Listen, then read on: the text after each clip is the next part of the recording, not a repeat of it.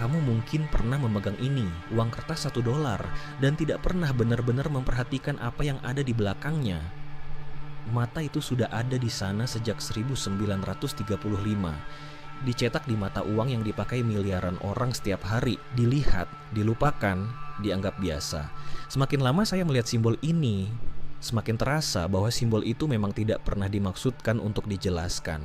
Kenapa piramida? Kenapa mata itu? Dan kenapa simbol yang begitu identik dengan kekuasaan rahasia justru ditempatkan di benda paling umum di dunia? Saya sudah meneliti ini selama berbulan-bulan, dan semakin dalam saya masuk, semakin saya menyadari bahwa ini bukan sekadar simbol. Mereka punya nama Illuminati, dan hari ini kita akan masuk sejauh yang bisa kita masuk. Sebelum kita mulai, saya perlu jujur tentang sesuatu. Investigasi ini membuat saya tidak nyaman. Bukan karena tidak ada yang bisa ditemukan, tapi karena terlalu banyak yang bisa ditemukan, dan beberapa di antaranya bisa diverifikasi. Hari ini kita akan membahas 5 hal. Pertama, apakah Illuminati benar-benar menguasai dunia? Bukan teorinya, sejarahnya. Kedua, bagaimana segelintir nama bisa muncul lagi dan lagi di balik krisis keuangan, bank sentral, dan kekuasaan global. Ketiga, kenapa nama-nama besar di industri hiburan terus dikaitkan dengan organisasi ini? Dan apakah ada pola yang tidak bisa diabaikan? Keempat, New World Order. Bukan teori konspirasi, tapi frasa yang diucapkan oleh presiden-presiden nyata di podium resmi. Dan kelima, simbol-simbol yang ada di depan mata kita setiap hari yang tidak pernah benar-benar dijelaskan. Di akhir video ini, kamu tidak akan saya paksa untuk percaya apapun. Yang akan saya lakukan hanyalah menunjukkan apa yang ada dan membiarkan kamu memutuskan sendiri apa artinya.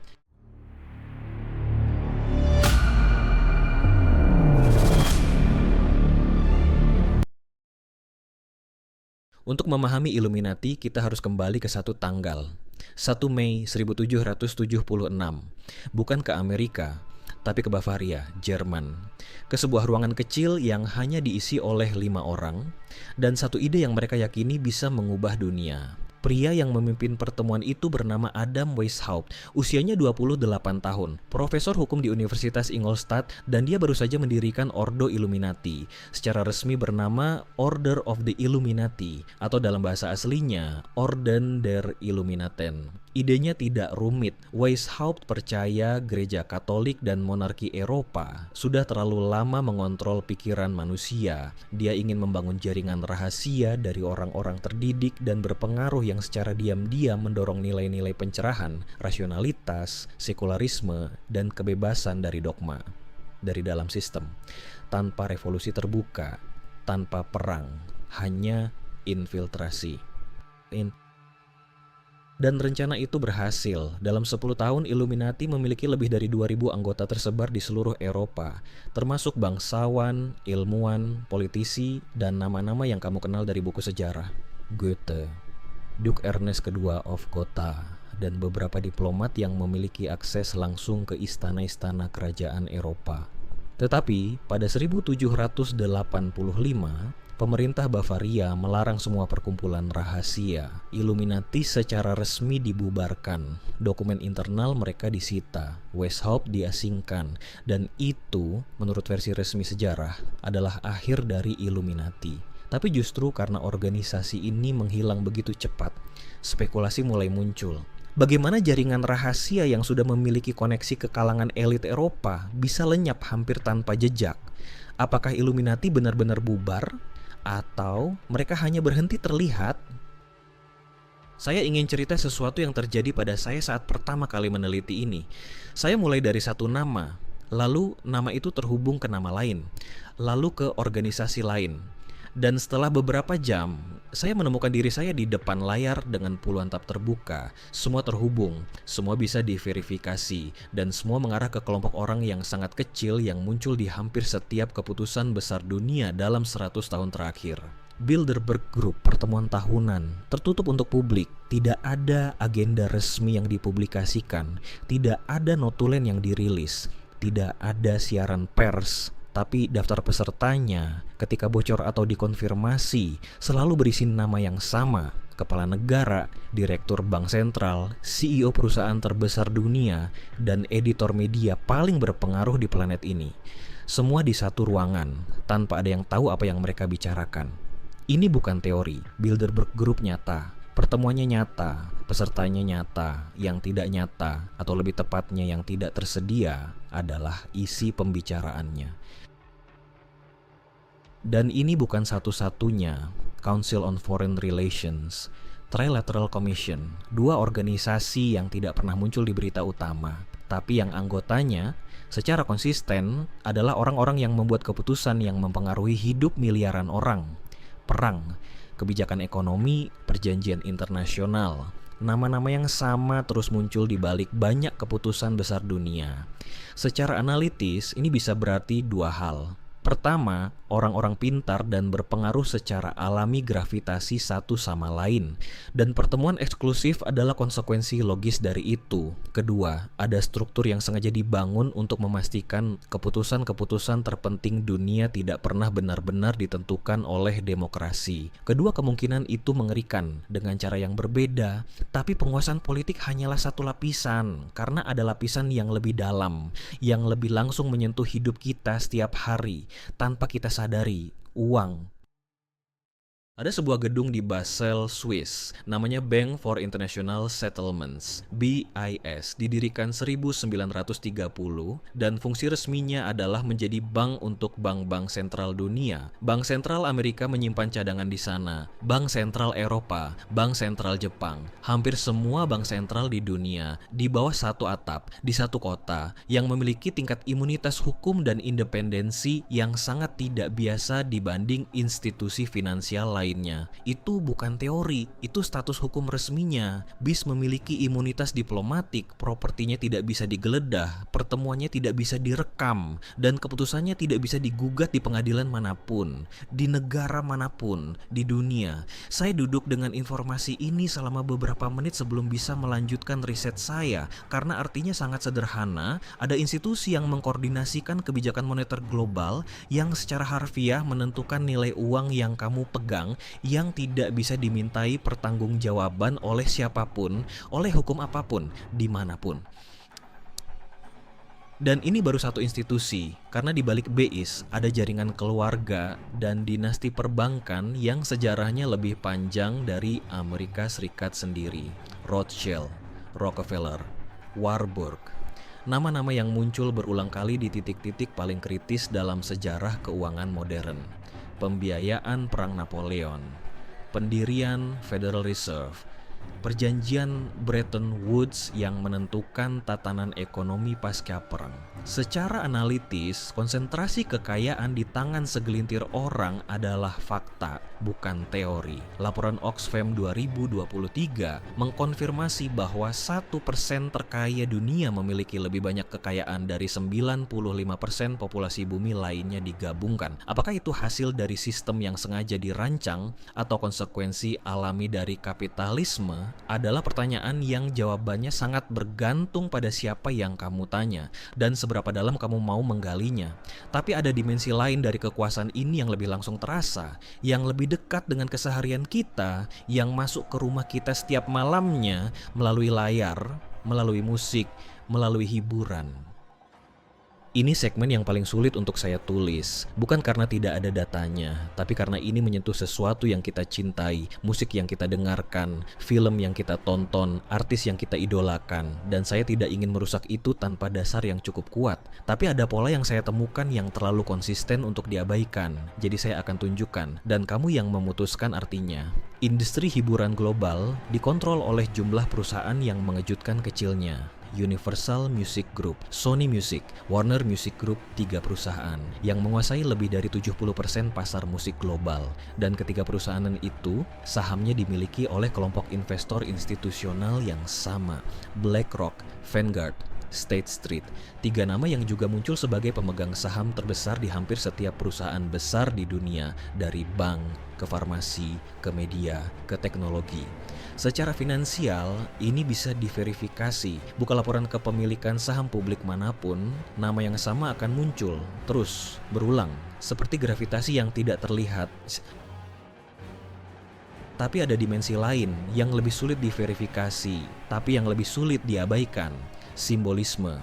Mata satu, gesture tangan berbentuk segitiga di depan mata, piramida, simbol-simbol yang muncul berulang kali dalam video musik, film, dan penampilan langsung dari artis-artis paling berpengaruh di dunia, dengan frekuensi yang kalau kamu mulai menghitungnya cukup konsisten untuk menciptakan interpretasi. Apakah itu pesan tersembunyi? Apakah itu branding? Apakah itu kebetulan yang dibesar-besarkan? Saya tidak tahu. Yang saya tahu adalah ini. Ketika sesuatu muncul dengan konsistensi seperti itu, di industri yang dikontrol oleh kelompok sekecil itu, pertanyaan yang lebih tepat bukan apakah ini disengaja, tapi siapa yang diuntungkan kalau kita terus menganggapnya kebetulan.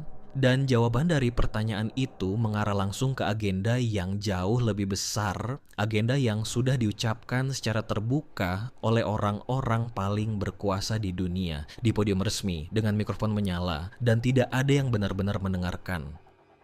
11 September 1990, persis 11 tahun sebelum 9/11, Presiden Amerika George H.W. Bush berdiri di depan Kongres dan mengucapkan kalimat ini.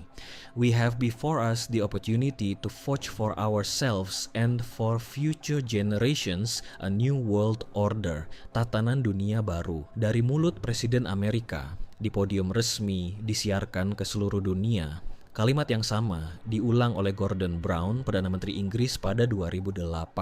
Diulang oleh Henry Kissinger dalam wawancara CNBC 2009. Diulang oleh Klaus Schwab, pendiri World Economic Forum, dalam setiap forum besar selama 2 dekade terakhir. Bukan frasa yang mereka buat sendiri-sendiri, frasa yang sama dari orang-orang yang berbeda, yang semuanya bergerak di lingkaran kekuasaan global yang saling beririsan. Secara analitis, ada interpretasi yang berbeda tentang apa yang dimaksud New World Order. Pendukungnya menyebutnya tata kelola global yang lebih baik, solusi untuk masalah yang melampaui batas negara, perubahan iklim, pandemi, terorisme. Kritikusnya menyebutnya pengikisan kedaulatan nasional dan konsentrasi kekuasaan di tangan institusi yang tidak dipilih oleh siapapun. Keduanya mungkin benar pada saat yang bersamaan. Yang tidak bisa dibantah adalah ini, ada agenda yang diartikulasikan secara terbuka tentang tatanan dunia yang lebih terpusat oleh orang-orang yang memiliki kekuatan untuk mewujudkannya, dan pergeseran menuju koordinasi global memang semakin nyata, secara bertahap, selama puluhan tahun. Apakah itu bagus atau buruk untuk kita? Tergantung pada satu pertanyaan yang belum ada yang mau jawab secara jujur, baik untuk siapa? Dan kita kembali ke tempat kita mulai, mata di atas piramida, di uang yang miliaran orang pegang setiap hari, tanpa pernah bertanya kenapa. Simbol itu punya nama resmi, Eye of Providence. Secara resmi dikaitkan dengan mata Tuhan yang mengawasi umat manusia. Tapi sebelum ada di uang dolar, simbol yang sama adalah simbol yang sering diasosiasikan dengan tradisi Freemason. Dan beberapa founding fathers Amerika adalah anggota Freemason yang terdokumentasi. George Washington, Benjamin Franklin, Paul Revere. Ini bukan teori, ini ada di memorial dan museum resmi Amerika. Dan kemudian ada Washington DC sendiri, kota yang dirancang oleh Pierre Charles L'Enfant, seorang Freemason, dengan pola jalan yang kalau dilihat dari udara membentuk simbol-simbol geometris yang konsisten dengan tradisi esoterik. Ini bukan klaim, ini bisa dilihat di Google Maps sekarang oleh siapapun. Apakah simbol-simbol itu artinya ada yang mengontrol segalanya? Tidak harus, tapi artinya ada sesuatu yang lebih dalam dari yang diajarkan di buku sejarah. Ada tradisi, jaringan, dan cara berpikir yang sudah mengakar sangat dalam di institusi-institusi yang paling kita percaya. Dan itu sendiri udah cukup untuk membuat kita bertanya lebih banyak. Saya perlu jujur dengan kamu sekarang, karena setelah semua ini, kamu berhak mendapat kejujuran. Yang bisa kita verifikasi, Illuminati secara historis nyata. Didirikan 1776. dibubarkan resmi 1785.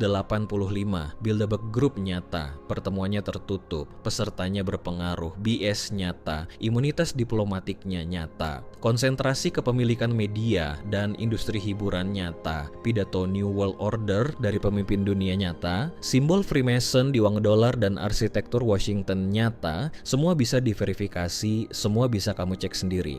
Yang tidak bisa kita verifikasi, apakah semua ini terhubung dalam satu struktur komando tunggal? Apakah ada Illuminati modern yang terorganisir seperti organisasi formal? Apakah simbol-simbol itu adalah komunikasi aktif atau warisan historis yang sudah kehilangan konteksnya? Dan apakah ada agenda terpusat atau hanya kepentingan yang secara alami selaras karena berasal dari kelas dan jaringan yang sama? Tapi ini yang tidak bisa saya lewati begitu saja. Dari semua yang sudah saya teliti, yang paling mengganggu bukan konspirasinya. Yang paling mengganggu adalah betapa sedikit yang kita tanya, betapa mudah kita menerima, dan betapa nyamannya kita hidup di dalam sistem yang tidak pernah kita pilih, tidak pernah kita pahami, dan tidak pernah kita pertanyakan. Sampai sekarang. Sebelum saya tutup, ada satu hal yang saya temukan di akhir riset ini yang tidak saya harapkan dan yang membuat saya berhenti cukup lama sebelum memutuskan apakah akan memasukkannya ke video ini. Dalam dokumen internal Illuminati yang disita pemerintah Bavaria, yang sebagian sudah dipublikasikan oleh sejarawan, ada satu instruksi yang Weishaupt tulis untuk anggota senior organisasinya. Artinya kira-kira begini, tujuan akhir bukan kekuasaan. Tujuan akhir adalah menciptakan kondisi di mana kekuasaan tidak lagi diperlukan, karena manusia sudah cukup tercerahkan untuk mengatur dirinya sendiri. Apakah itu sebuah visi yang mulia yang kemudian dikorupsi oleh ambisi manusia? Atau apakah itu justru alasan kenapa ide ini bertahan, karena ia menawarkan justifikasi moral untuk setiap tindakan yang diperlukan untuk mencapainya? Saya tidak tahu, dan saya tidak akan pura-pura tahu. Yang saya tahu adalah ini, pertanyaan yang kamu bawa keluar dari video ini lebih penting dari jawaban yang saya bisa berikan, karena pertanyaan itu milikmu dan tidak ada yang bisa mengambilnya darimu. Dan di kolom komentar tinggalkan satu kata yang menggambarkan perasaanmu setelah menonton video ini. Saya akan baca semuanya, dan kata yang paling sering muncul akan menentukan kemana investigasi berikutnya pergi. Sampai jumpa di Conspirasphere, kalau kita masih diizinkan.